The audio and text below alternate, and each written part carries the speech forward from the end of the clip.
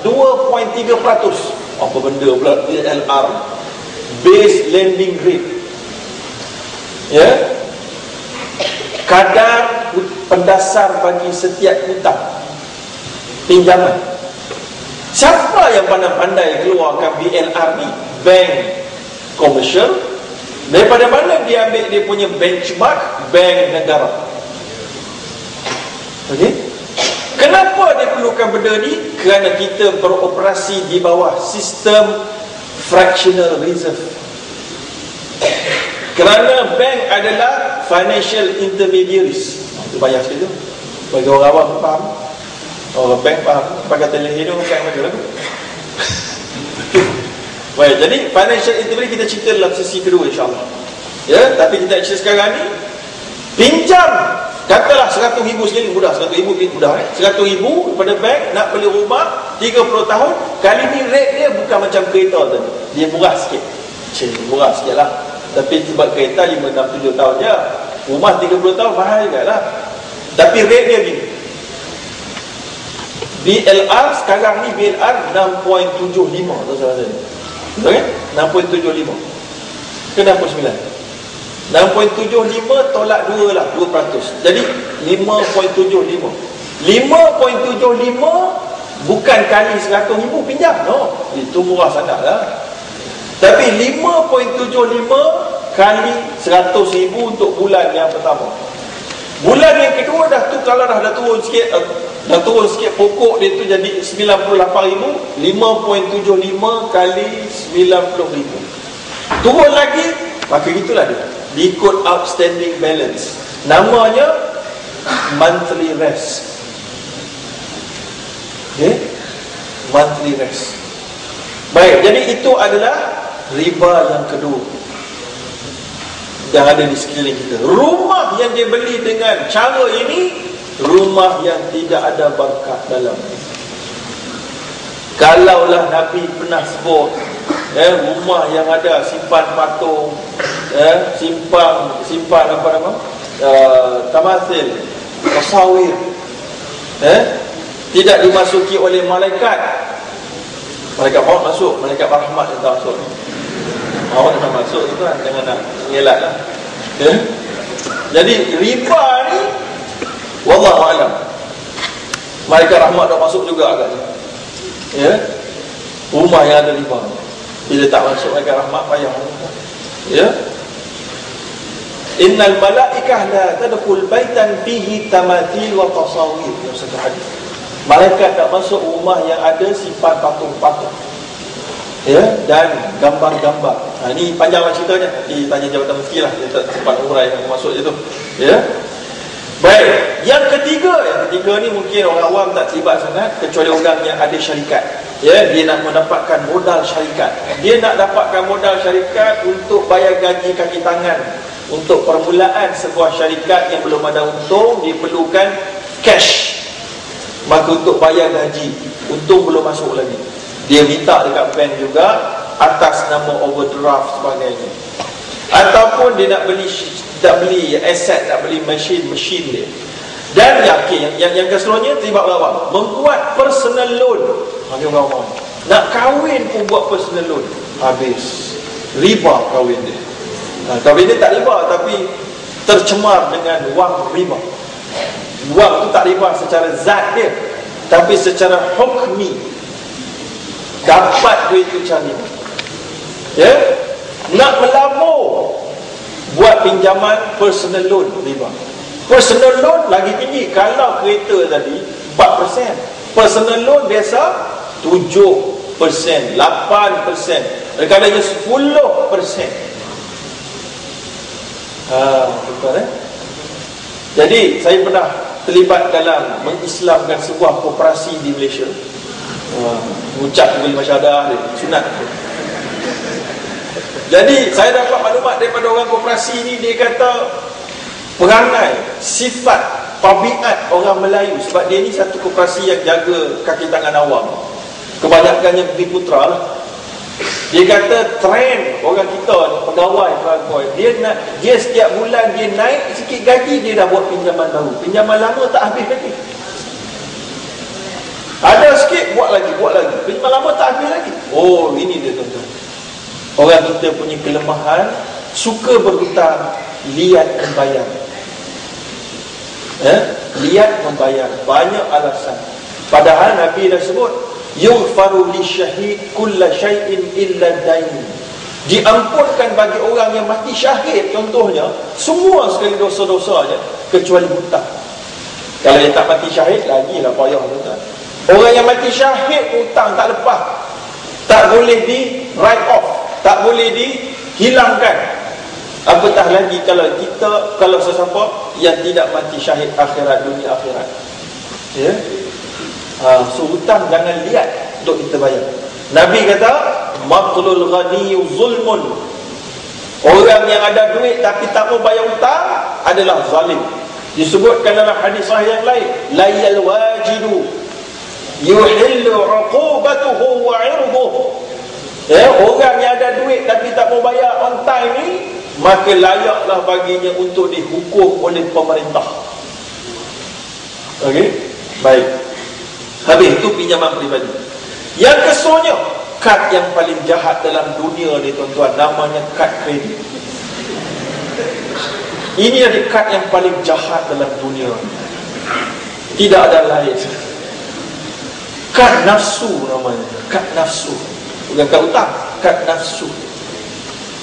Kenapa dia jahat? Sebab dia. Dan kenapa dia riba? Sebab dia, saya cerita ringkas dan padat untuk orang awam. Okey. Yang pertama, kita tak ada duit dalam bank yang keluarkan kad tu. Betul tak? Ini kad kredit.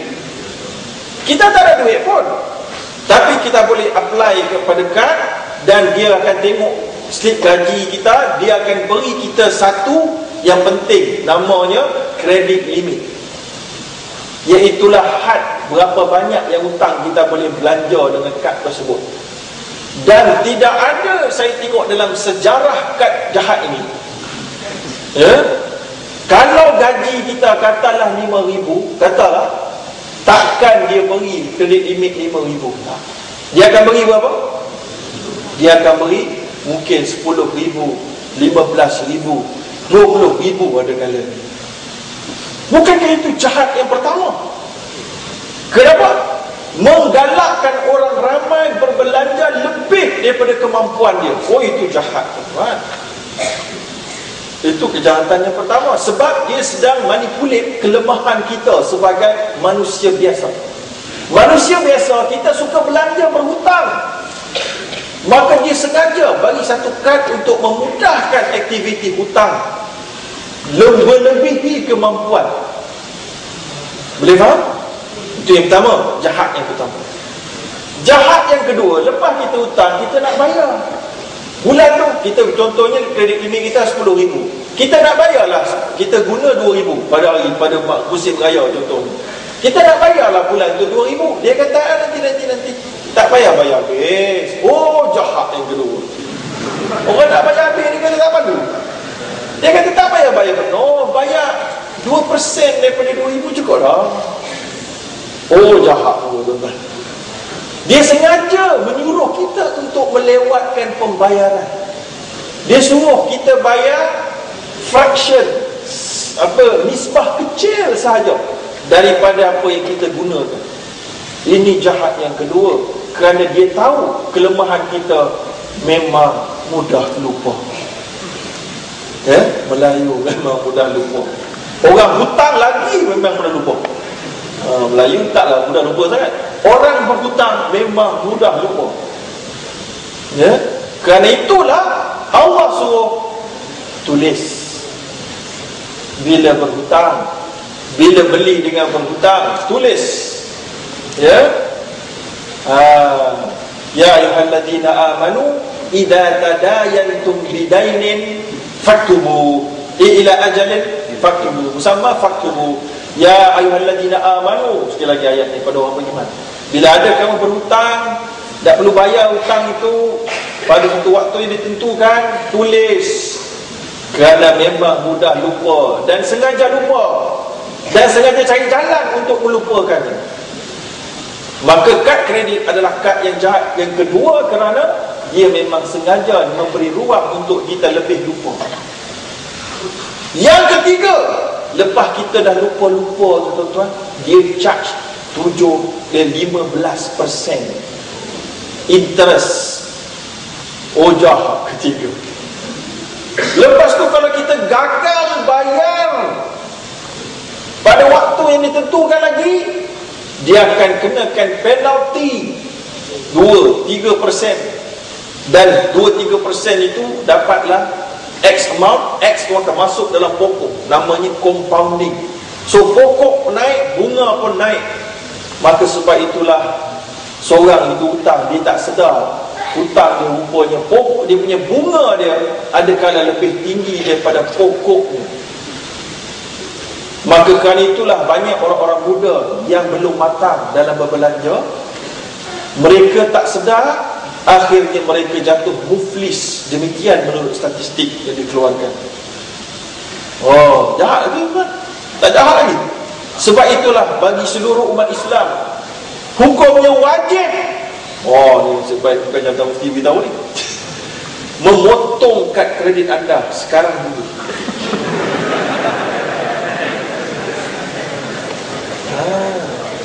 Saya tak pernah ada kredit tuan. Orang bagi percuma pun saya tak mau ambil. Okey. So mungkin tuan-tuan, habis takkan nak bawa duit cash ustaz? Oh, tak perlu. Saya tak sekadar pergi duit cash. Kita ada debit card. Debit card kad yang paling sihat sekali. Iaitulah kita guna duit yang ada dalam akaun kita. Sentiasa membeli baju mengikut saiz tubuh kita. Betul. Ya, ataupun kalau rasa nak lebih sikit lagi sebab mungkin internationally debit card susah diterima, kita ada charge card. Ini okey sikit. Sebab dia bagi hutang, dia suruh kita bayar penuh setiap bulan. Dia bukan sengaja mencari kejahatan, menggalakkan kita melewat-lewatkan. Saya pernah jumpa tuan-tuan dengan pengeluar kad kredit yang popular di Malaysia. Masa tu saya duduk sebuah Islamic Bank. Kita nak cuba buat, nak tengok ada tak avenue, ruang yang boleh kita keluarkan Islamic Credit Card. Maka kita panggil dia, datang, terangkan. Dan dia sebut, telinga saya didengar tuan-tuan, sanad dia daripada saya. Mutasil itu tuan.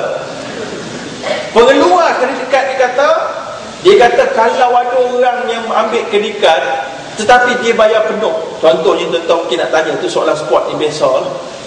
Tuan-tuan kredit card, tuan-tuan tak tertipu dengan suruh bayar lambat, tuan-tuan bayar penuh setiap bulan. Pengeluar kredit card dia kata apa? Dia kata orang macam ini kalau boleh kita orang nak terminate dia, dah buang dia, menyemak saja dalam kita orang punya customer. Sebab kalau kamu nak bayar penuh, berapa kamu ambil kredit card, kamu pergi ambil charge card. Dia kata betul. Oh, jahat dia tuan-tuan. Dia nak orang bayar lambat. Bayar cepat tak apa. Bayar cepat ni bukan bidang, bukan ruang ni. Pergi tempat lain. Itu dia tuan-tuan. Jadi itu dia kredit card. Dia kad yang boleh membawa muflis, kad nafsu syahwat, menggalakkan kita melayan nafsu membeli kita tanpa memikirkan tentang kemampuan kita. Bukankah itu mudarat yang besar? Maka macam mana kita nak selesai? Kita ada debit card, kita ada charge card, dan Islamic Bank sekarang ni pun ada Islamic Credit Card. Kenapa tak semua Islamic Bank ada Islamic Credit Card? Kerana dia punya target itu tak berpersihat juga, maqasidnya tak berpersihat. Sebab ada orang ni dia addicted kepada credit card, tapi dia nak Islam. Maka sebab itulah ada Islamic Bank yang mengeluarkan credit card Islam untuk melayan, membantu orang-orang yang terlampau obses dengan credit card. Maka dia boleh selamatkan serba sedikit apabila kita mengeluarkan credit card Islam. Contohnya Maybank, dia ada Maybank Ikhwan card, dia ada M Islamic Bank punya kad taslim, kita ada Bank Islam Malaysia Berat punya credit card, dan so on. Ya, habis itu credit card. Yang keseluruhnya pinjaman untuk melabur. Dah sebut tadi. Yang keseluruhnya pinjaman dekat mana kredit kad ni riba ni? Kerana kita diberi kredit limit. Kita pergi kedai, kita beli barang, kemudian kita tak bayar apa-apa, kita pakai kad slide saja. Siapa yang tolong bayar? Bank. Bank bayar, diminta pada kita kena interest, maka itulah riba. Saya pasti ada orang tanya, macam mana kalau saya beli kemudian saya bayar on time?